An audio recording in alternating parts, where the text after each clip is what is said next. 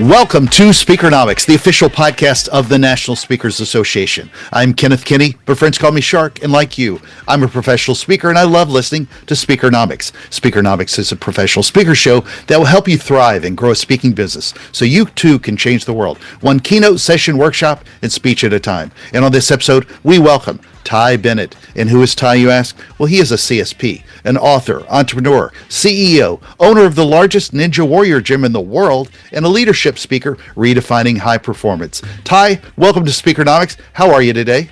I'm great. Thank you for having me, Shark. I appreciate it. Absolutely. Now, to all my speaking friends, you want an amazing keynote presentation, right? You've got the latest research, the coolest slides. You've rehearsed it to a T. You want the audience hanging by your every word. But will they really? Or will they remember the experience you create and do it in an environment that creates real change?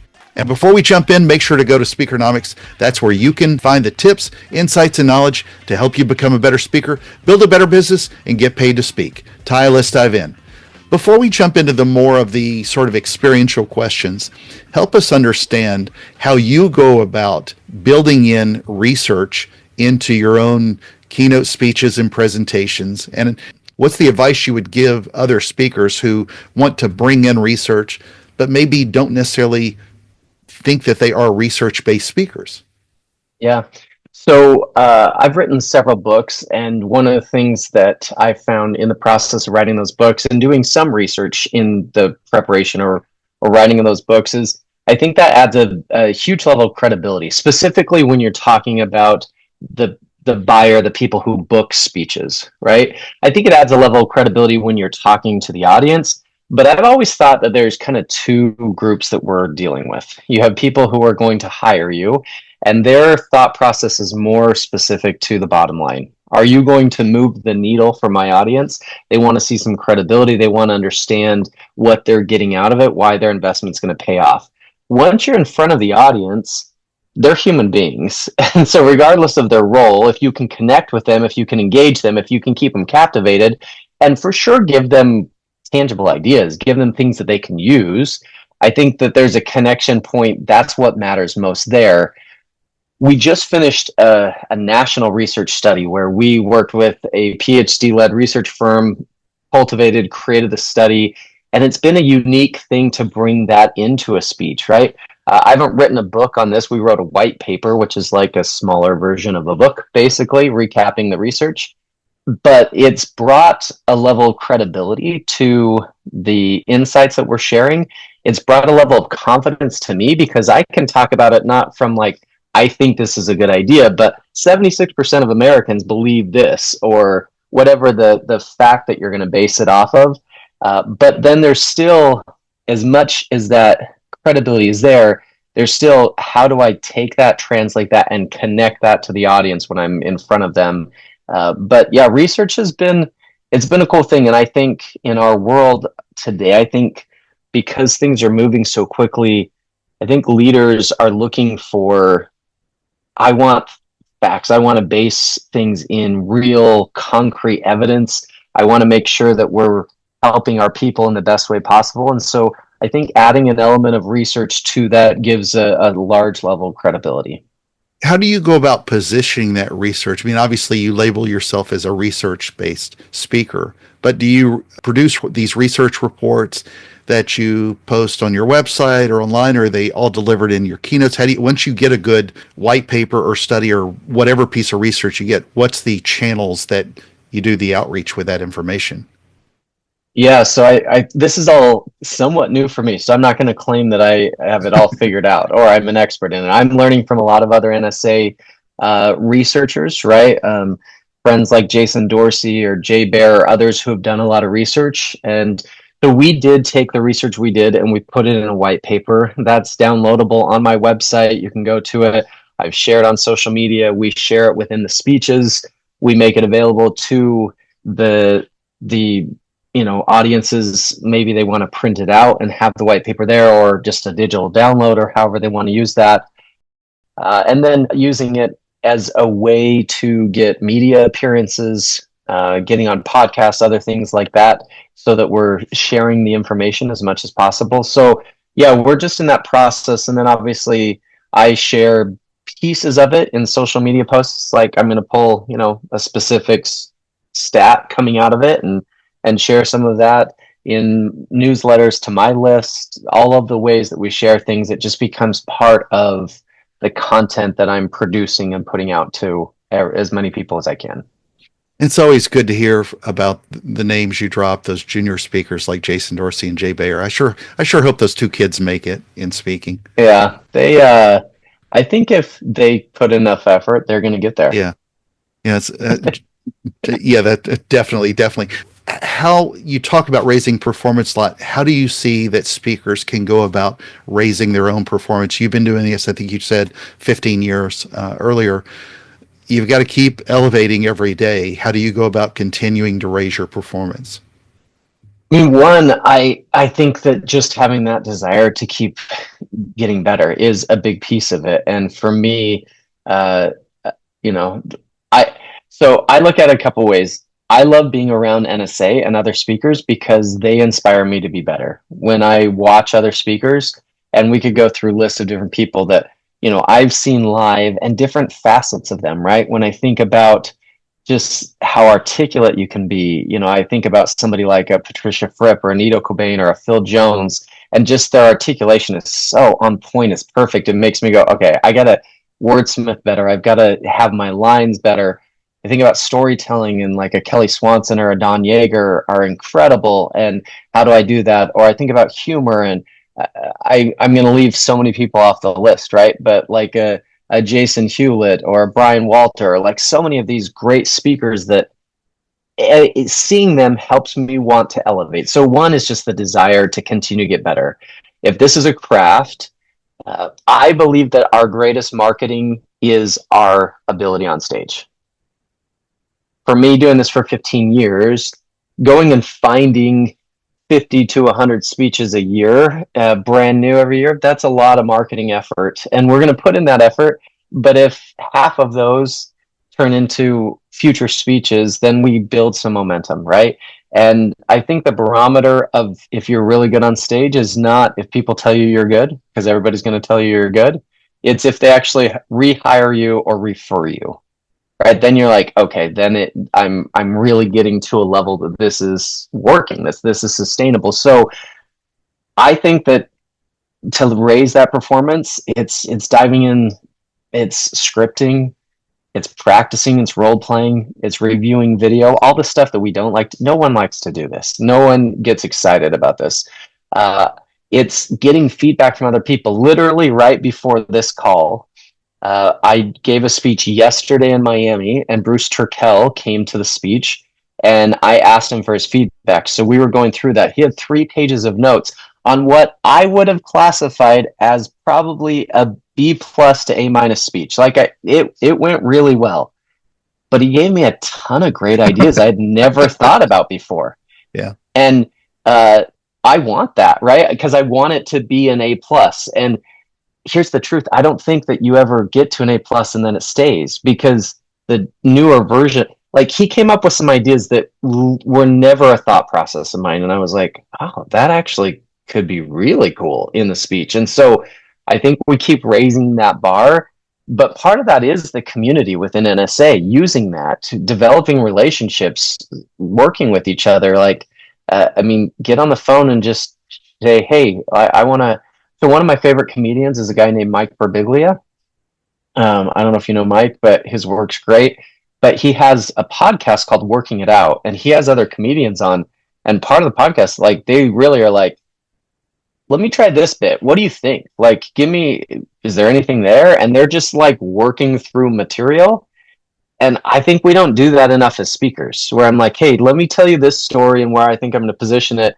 Give me some feedback. Would you change it? And just work with each other to develop the craft so that we can raise our level of performance. That's such a great point. I did stand up 100 years ago. Wasn't any good at it, and that's why I'm not doing it today. But I will admit that doing a small, smoke-filled room with watered-down drinks was a great place to try material. So often, though, everybody wants a room of 1,000 to 10,000, and that's all they get focused on. But man, you got to work through material, and sometimes have a fellow comedian or a speaker in this case tear your stuff down, but just be open to listen. And whenever I go to NSA events, like I did at Thrive a few weeks ago and upcoming to Influence, is I, like a video game character, my character gets down to like burnt orange. And so by the time I get there, that whole event recharges me back to green. So I can play again for another 6 months and go do the slog of work we have to do. But you also have to raise your energy level so you can take all that stuff in and learn from so many great speakers. I couldn't agree with you more. This is really, I think, important to me as well, where I'm seeing it. But how do you go about keeping a research-based keynote not boring and make it more experiential? Because that's what I think a lot of speakers need to do today. And there's all forms and flavors of experiential. Yeah.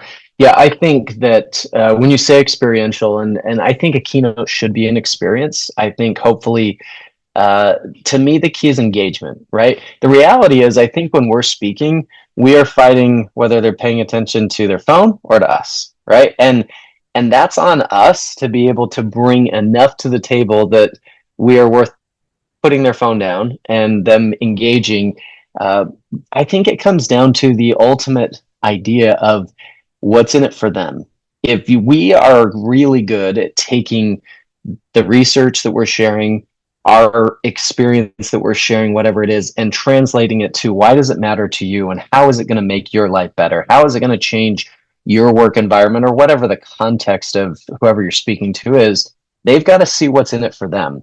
Now, I think that with any research, I look at the research as it gives credibility, but then I also have to translate it to them. And I need to use storytelling to do that. I need to use humor to do that. I need to make that idea come to life. So if my research shows that adaptability is one of the crucial aspects of high performance in today's world, which our research does, why, number one, why do they care? Number two, how do they do it? Number three, how do I make it come alive so that it becomes important to them and engaging enough for them to have some thought process and conversation around it?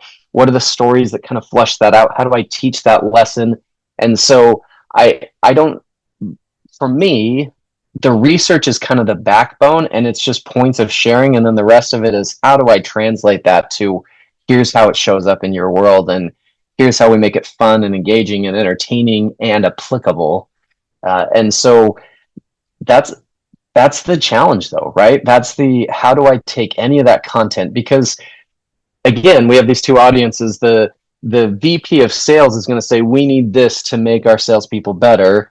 And then, so you have to hit that piece of, I bring this to the table, and they go, okay, that can move the needle. And then you show up in front of the audience, and the audience goes, why do I care? Like, why am I going to listen for the next hour? And what am I going to get out of it? And that's where we have to be able to translate that in a way that connects and engages and moves them to action in a way that's going to help.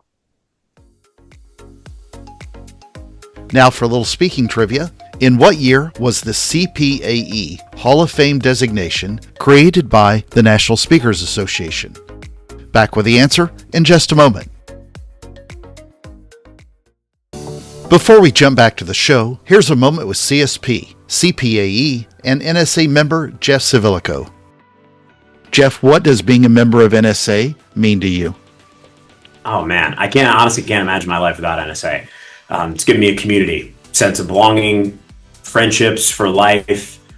This is a very lonely industry. It can be.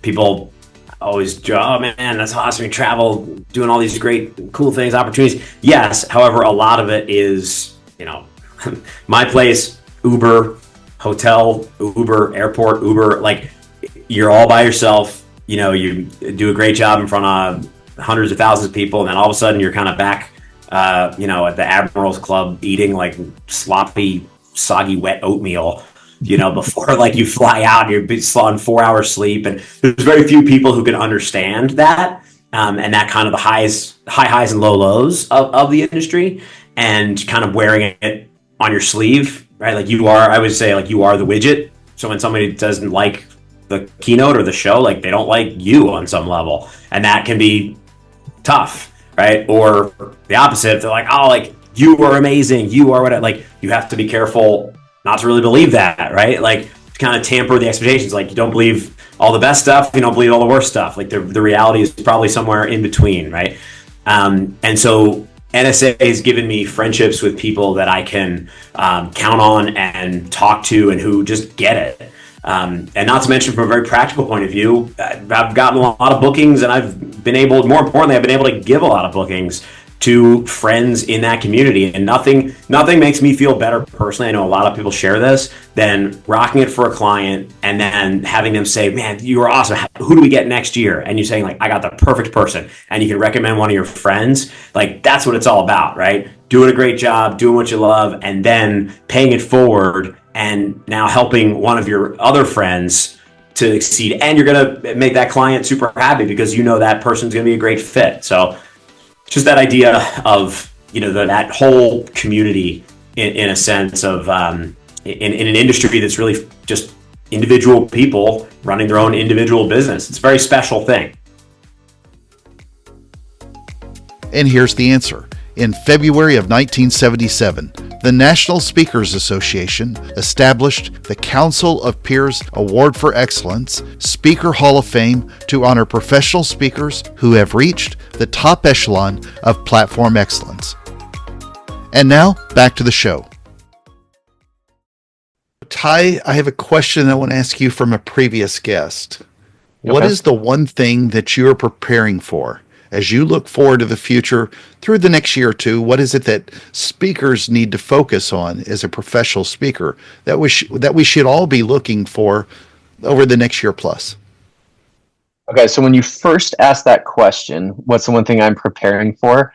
What came to mind is I have the honor of being the opening keynote speaker at Influence on Sunday morning. And NSA just announced that, so I don't think I'm doing any disservice by sharing that. And that's a big stage, right? I take that very seriously. So there's a lot of preparation that I am putting into that particular speech because these are my peers, these are my best friends, these are people that I look up to and that I have huge respect for.